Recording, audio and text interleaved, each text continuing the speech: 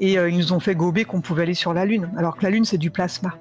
On peut pas se poser dessus. Bon, j'en ai marre, certains croient encore qu'on n'a pas marché sur la Lune, mais dans cette vidéo, je vais te montrer que les preuves sont irréfutables. On a des vidéos des missions Apollo, mais si vous pensez encore qu'elles sont truquées, alors parlons des faits qui sont impossibles à falsifier. Tout d'abord, les astronautes ont laissé sur la Lune des réflecteurs, de petits miroirs conçus pour renvoyer des faisceaux laser envoyés depuis la Terre. Avant Apollo 11, aucun laser ne revenait. Juste après l'installation des miroirs, les faisceaux ont commencé à rebondir. Et aujourd'hui encore, des observatoires indépendants dans le monde entier les utilisent pour mesurer la distance entre la Terre et la Lune. Mais je vais encore aller plus loin, et si la NASA avait menti, pourquoi d'autres pays auraient confirmé les missions Apollo? Oui, parce que l'Inde, le Japon, la Corée du Sud et même la Chine ont pris des images des sites d'atterrissage. Et la Chine, pourtant rivale des États-Unis dans l'espace, a validé la présence des traces d'Apollo sur la Lune. Mais attendez, parce que j'ai pas encore fini, hein. Et l'Union soviétique dans ce cas-là? Bah oui, parce qu'en fait, il faut savoir qu'en pleine guerre froide, l'URSS surveillait de près chaque avancée des États-Unis dans l'espace. S'ils avaient eu le moindre doute, ils auraient dénoncé la supercherie immédiatement. Mais pourtant, ils l'ont pas fait. Et puis, il y a aussi les roches lunaires. Les astronautes ont ramené des centaines de kilos d'échantillons étudiés par des laboratoires du monde entier, et tout ça indépendamment de la NASA. Et même la Chine et l'URSS ont reçu leurs propres fragments. Et évidemment, les résultats étaient